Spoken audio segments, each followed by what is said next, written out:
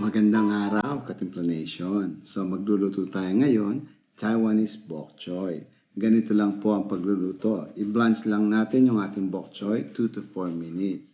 Then after that, i-dip lang po natin sa malamig na tubig para matigil ang pagluto ng ating bok choy. Maglagay tayo ng grapeseed oil sa ating kawali.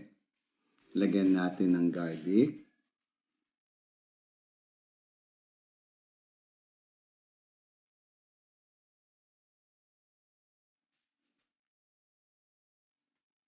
Paminta.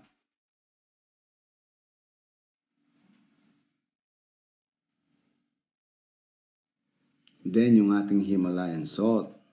Haluin lang natin mabuti, Katimpla Nation.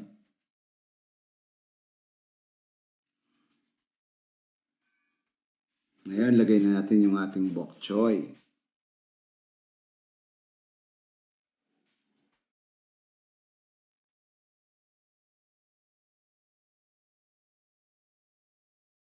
Remember, Katimpla Nation, yung ating bok choy, luto na po yan. So, ang gagawin lang natin, medyo lutuin natin ng konti sa ating grapeseed oil at saka garlic para magkalasa ng konting garlic.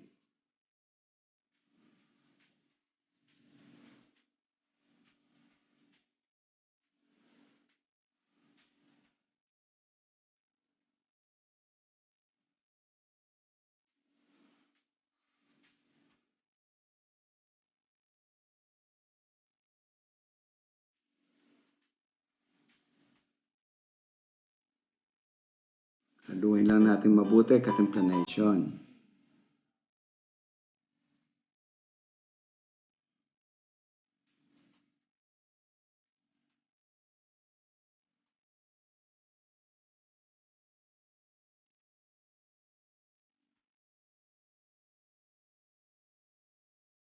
Lagyan natin ng mushroom seasoning.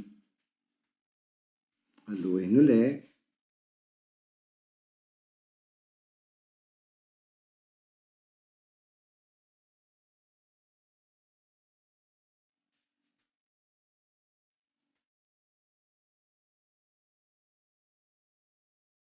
Ayan, Katimpla Nation, ready to serve na. Please don't forget, subscribe, like, and share. Kita-kits tayo ulit next week, Katimpla Nation. Maraming salamat po.